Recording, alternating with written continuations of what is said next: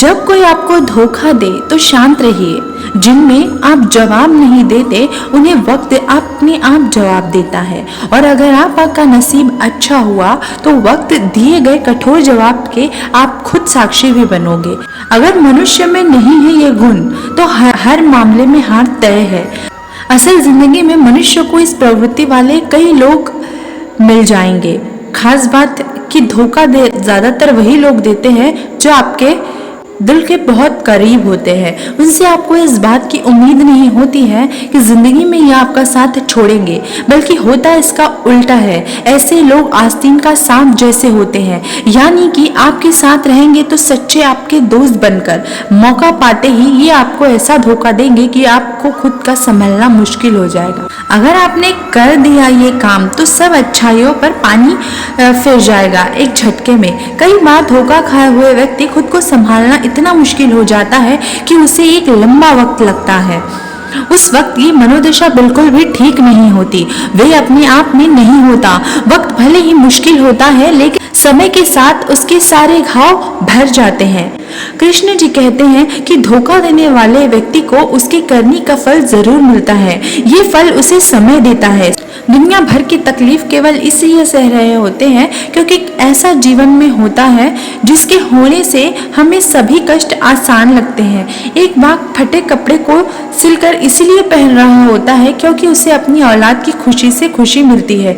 माँ एक अपने हिस्से की रोटी अपनी औलाद को खिलाकर खुशी से भूखी सो जाती है। एक प्रेमी पैदल चलकर टैक्सी का किराया इसीलिए बचा रहा होता है क्योंकि उसे अपनी प्रेमिका को उपहार देना है। एक दोस्त दूसरे दोस्त के साथ इसलिए खड़ा होता है कि वह सुरक्षित महसूस कर रहा होता है क्योंकि उसे अपने दोस्त पर भरोसा है। हम ऐसे ही इंसान हैं जिसे दिल मिल जाए तो उसके लिए खुद को मिटाने के लिए पीछे नहीं हटते, लेकिन अचानक तब हम ठग रहे जाते हैं जब हमारे इस त्याग का मूल्य सामने वाला की नजर में शून्य भी नहीं रह जाता। जो माँ बाप जीवन भर कष्टों को सहते हुए पालते हैं, एक दिन उनकी औलाद इन कष्टों को समाप्त करेगी। वही औलाद जब कहती है तुमने मेरे लिए क्या किया, इस क्षण में माँ बाप का हृदय अपने आप को ठगा महसूस करता है। एक दोस्त जिस पर हमें स्वयं पर बढ़कर विश्वास था, वह मुसीबत के समय आपको यह कह देते हैं कि तेरी झंझट में पड़ना ही नहीं चाहता। संसार में ऐसे अनेक उदाहरण रोज सामने आते जाएंगे जहां भावनाओं को नहीं बल्कि स्वार्थ को महत्व दिया जाता है। ऐसा क्यों होता है कि भलाई के बदले भलाई नहीं मिलती? इसीलिए होता है ऐसा क्योंकि इस संसार में अनगढ़ सुघड़ दोनों प्रकार व्यक्ति रहते हैं। हमारे इच्छित प्रकृति के व्यक्ति सदा मिलते रहे ऐसा नहीं हो सकता। इस संसार में भांति भांति जीवों को मनुष्य के निर्वाह की विधाता की गुंजाइश रखी। इस संसार की संयुक्त रसोई में सदा वह नहीं पकता जो हम चाहते हैं। हमें बहुत सोच समझकर अपनी भावनाएं किसी से जोड़नी चाहिए। श्रेष्ठ की संगति करो और उनसे प्रेरणा लो। बाकी संबंध जो हमें चारों ओर से प्राप्त हुए होते हैं उनके प्रति हमारी जिम्मेदारी निभाते हुए उनके साथ गलत तालमेल बैठाकर बिना टकराए जीवन को गुजार सके, इसी की बात सोचनी चाहिए। संसार में हर किसी के साथ अनावश्यक उदारता बरतने की जरूरत नहीं है। भावुकता अंत बड़ी महंगी पड़ती है। ऐसे अनेकों उदाहरण हैं संसार में देखे जाते हैं जहां माता पिता अति भावुकता में अपनी जीवन भर की कमाई अपने बच्चों के हवाले कर देकर दर दर की ठोकर खाने में मजबूर होते हैं। आपको अपना सामना करना भी सीखना चाहिए। जहां आप स्वयं का सामना नहीं करोगे वहां आप स्वयं का सम्मान नहीं कर पाओगे। जब सामने वाला आपका मूल्य कम आंकेगा, हमारी दूसरों से ज्यादा अपेक्षा भी हमारे दुख का कारण बनती है। किसी भी दूसरे पर जरूरत से ज्यादा भावनात्मक निर्भरता आपको एक दिन आत्महत्या के मार्ग तक पहुंचा सकती है। भावनाओं का फ्रिज अगर संसार सामने खोलोगे तो वह स्वार्थ की चीजें उसमें से निकाल लेगा और फिर लात मारकर बंद कर देगा। ज्यादातर देखें तो कई बार जीवन में आप तब अपने आप को फंसा हुआ पाते हैं जब आपका वास्ता अनगढ़ों से पड़ता है। ये विचित्र प्राणी अहंकारी और दुराग्रही होते हैं। इनमें स्वयं के विवेक की क्षमता भी नहीं होती। किसी निर्णय पर पहुंचना इनके बस की बात नहीं होती। इनसे ना तो केवल आपको छोड़ते बनता है और ना ही अपनाते। अपने साथ यह आपको भी अनिर्णय की स्थिति पर पहुंचा देते हैं।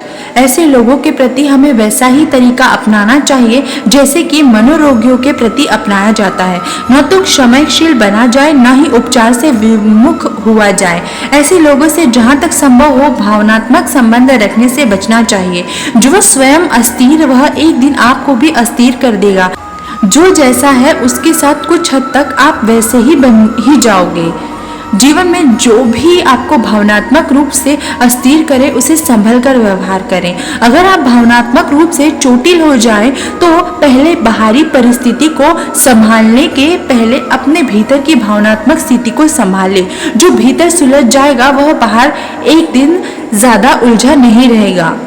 एक खेल में हारने से थोड़ी देर का दुख जरूर होता है, पर अगले ही क्षण अगली की तैयारी में खिलाड़ी जुट जाता है। न जाने कितनी बार सचिन 19 पर आउट हो जाते थे, लेकिन निराश होकर खेल नहीं छोड़ देते थे, बल्कि अगले खेल की तैयारी में जुट जाते थे। जीवन में सुख दुख हार जीत आती जाती रहती है। सबसे सीख कर आगे बढ़ने का नाम ही जीवन है। भावनात्मक स्थिति को संभालने के लिए प्रयोग करके देखें। कहीं एकांत में जाकर जी भर के रोए, अपने आप को गुनाहगार न माने। आप जिस भी ईश्वर को मानते हैं उन्हें दिल से अपनी बात एकांत में जाकर खुलकर बोले। विश्वास रखें वह आपकी बात जरूर सुनेंगे। अगर आप नास्तिक हैं तो एकांत में जाकर किसी पेड़ पौधे से ही अपनी बात कहें।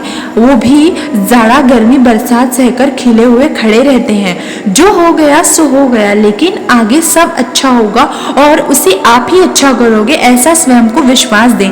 जिस घटना ने आपको दुखी किया है उसको आपसे चिपकाए न रहें।